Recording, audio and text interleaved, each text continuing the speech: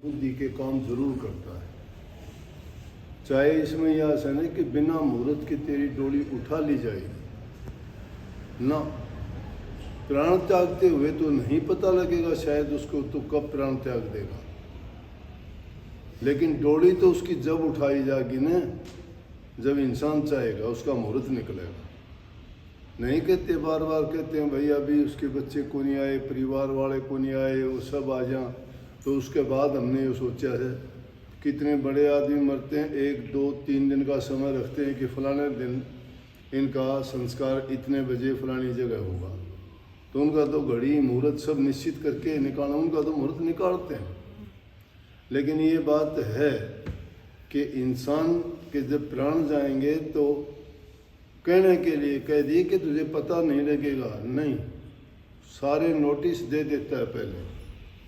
एक और अजीब व गरीब बात आपको बताऊंगा कि इंसान के जीवन के लिए कही है कि जब सुबह का टाइम होता है ना, एक ऐसा जीव है सुबह के टाइम वो 4 पैरों से चलता है, जब दोपहर का टाइम आता है तो 2 पैरों से चलता है, और जब दिन ढलता है तीसरा पैर आता है तो 3 पैरों से चलता है, और जब चौथा पैर आता है ना तो फिर वो अपने पैरों पे नहीं चलता, वो दूसरों के कंधों पर चलता है। समझे नहीं होगे? ये पूरा इंसान का जीवन है, क्या समझे? इंसान का जीवन है। छोटी सी उम्र जो होती है तो हाथ और पैर चारों से चलता है, वो सुबह का टाइम माना गया बचपन उसका, चलता है कि नहीं? देखा हुआ गुडड़िए चलता बोलते हो। 2 पैर का टाइम पैरों पर चलना शुरू कर देता है, 2 पैरों से चलता है, फिर 4 नहीं रहते उसकी। तीसरा पैर बुढ़ापे का आता है तो लकड़ी का सहारा ले लेता, 3 पैर हो जाते हैं उसके, 2 तो वो और 1 लकड़ी वाला, होते हैं कि नहीं? और जब चौथा पैर हो जाता है ना, प्राण जब त्याग देता है तो 4 जने उठा के ले जाते हैं, वो अब उसके पैर नहीं होते, उनके पैरों पे जाता है, जाता है कि नहीं? तो इन चीज़ों के लिए ये है कि इंसान को ये तो शायद पता नहीं लगता कि तुझे तेरे प्राण कब जाएंगे, लेकिन टाइम उसको 4 संदेशे देता है। अगला उन चिट्ठियों को ना पढ़े तो वो उसकी मूर्खता है। नंबर 1, उसके दांत गिर जाएंगे, पहला चिट्ठा आ जाएगा उसके पास कि तैयारी कर ले भाई। दूसरी चिट्ठी आएगी तो कानों से सुनना, ऊंचा सुनना शुरू हो जाएगा। तीसरी चिट्ठी आएगी तो आंखों से कम देखना शुरू हो जाएगा। 3 चिट्ठी दे के चौथी बार में दागला ले जाएगा, छोड़ता नहीं है। ये उम्र के साथ, उम्र के पड़ाव के साथ ये कमियां आती चली जाती हैं शरीर में। कहने का मतलब ये है, देखना कम शुरू हो जाता है, सुनना ऊंचा शुरू हो जाता है, और 3 दांत मुंह में रहते नहीं हैं। लेकिन अब तो इंसान ने प्रकृति के साथ खिलवाड़ कर लिया, उसमें भी इसने बहुत खोज करके विज्ञान अपनी तरफ से नकली चीज़ों का सहारा लेके कोशिश करता है। असली तो नहीं बना सकता, क्योंकि असली तो असली होती है। तो बात बड़ी अटपटी है। कबीर साहब कहते बात बड़ी है अटपटी, झटपट लख है ना कोई, जो मन की खटपट मिटे तो चटपट दर्शन होए। मन की खटपट नहीं मिटती, मन की खटपट बहुत कठिन काम है। इसे दुनिया के खेल में खो जाता है इंसान। अगर वो सच्चाई के रास्ते पर चले तो हर जगह मौजूद है, लेकिन हर जगह मौजूद को महसूस तो नहीं कर पाते ना। अब ये देखो कि एक आदमी अगर जल के अंदर घुस के और आंखें खोल ले तो उसको क्या दिखाई देगा? चारों तरफ क्या दिखाई देगा? पानी पानी दिखाई देगा। ऐसे दुनिया में हमने आंख खोल रखी है, दुनिया ही दुनिया दिखाई देती है, प्रभु दिखाई नहीं देता। जैसे वहाँ बाहर की दुनिया दिखाई नहीं देती तो यहाँ वो दुनिया दिखाई नहीं देती। संत वो दुनिया दिखाने के लिए कहते हैं कि बाहर मुख छोड़ के अंतर्मुख हो जाओ, अपने ध्यान को अंतर में लेके जाओ। इन बातों के पीछे ना पड़ो कि सिद्धि है, शक्ति है, ये मामूली बात है। संत इन चीज़ों की ओर ध्यान ही नहीं देते, और बल्कि ये चीज़ जिस इंसान में आनी शुरू हो जाए तो समझ लेना चाहिए कि काल ने घेरा डाल लिया है। ये मामूली चीज़ें हैं, काल और माया के खेल हैं ये।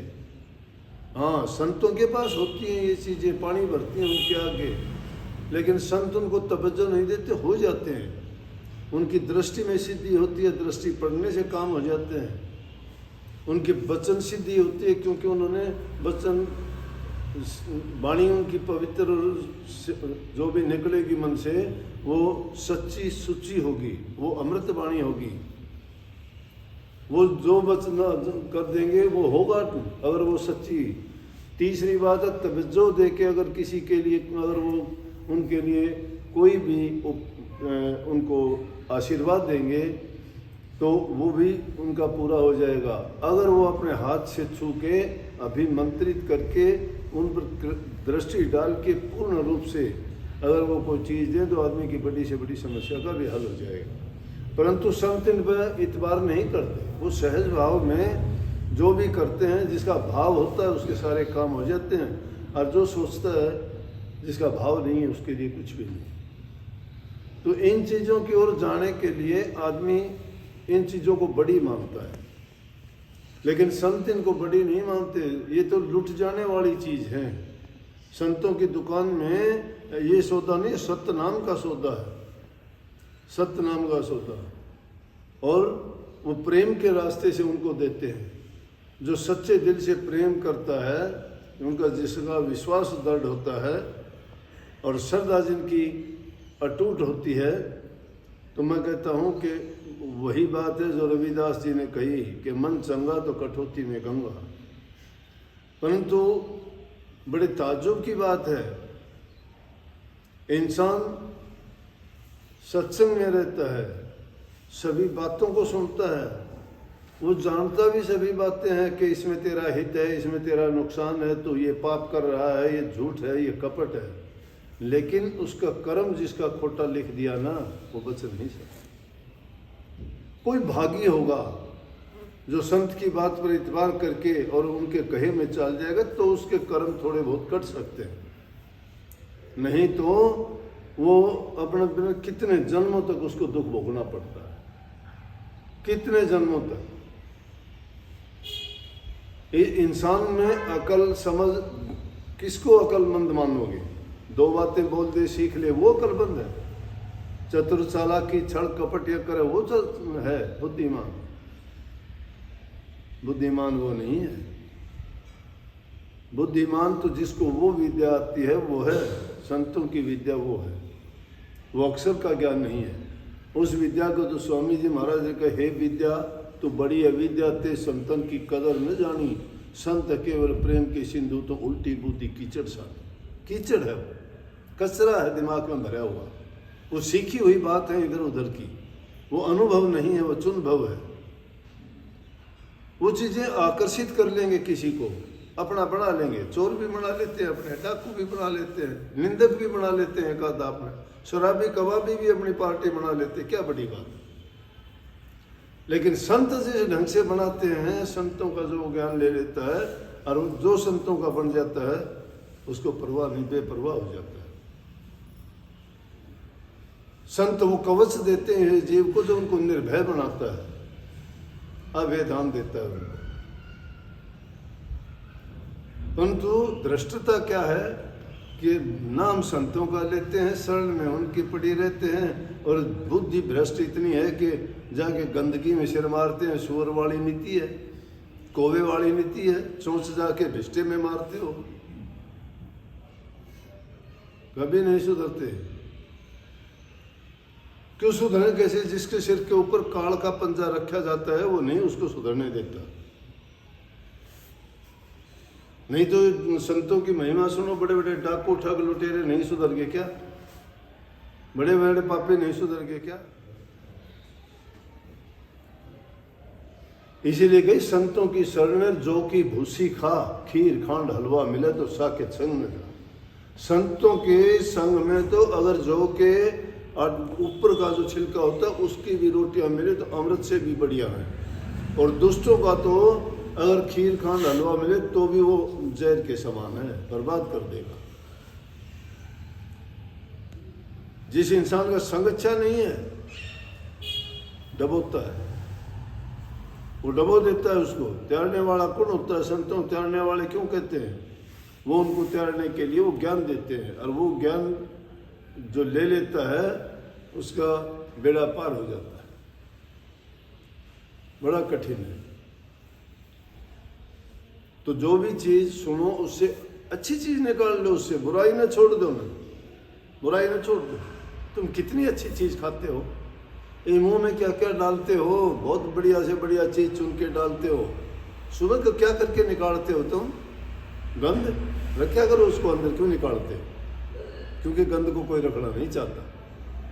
क्या कर दिया तुमने? बहुत अच्छी चीज थी। कहने लगे, एक बार कहने लगे कि भाई कोई दुनिया में गंदी से गंदी चीज ढूंढ के लेके आओ। गंदी से गंदी एक आदमी आके कहने लगा, जी आदमी का पखाना गंदी से गंदी चीज है। जब उसने ये बात कही सब ने मान भी ली कि हाँ भाई ये गंदी से गंदी चीज है। तो उसी टाइम अन्न देवता खड़ा हो गया, बोला कहे इंसान तो मुझे गंदी करने वाला है, गंदा तो तू है, तेरे से गंदा कोई नहीं है।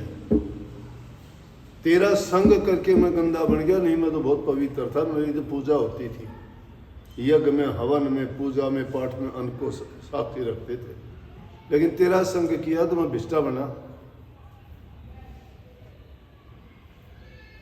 इसीलिए कहिए कि बंदगी करे खुदा की, बंदा बंदगी करे खुदा की तो बंदा है, नहीं तो गंदे से भी गंदा है। ये तो अच्छी चीजों का नरक बनाने वाली मशीन है, और क्या है। इसलिए बंदगी करो मालिक की, उसके नाम को जपया करो, याद किया करो, उनके चिंतन किया करो, भजन किया करो, सुमन किया करो, ध्यान किया करो, तो तुम बंदे हो। नहीं तो क्या हो तुम? क्या कीमत है? आशीर्वाद सबको।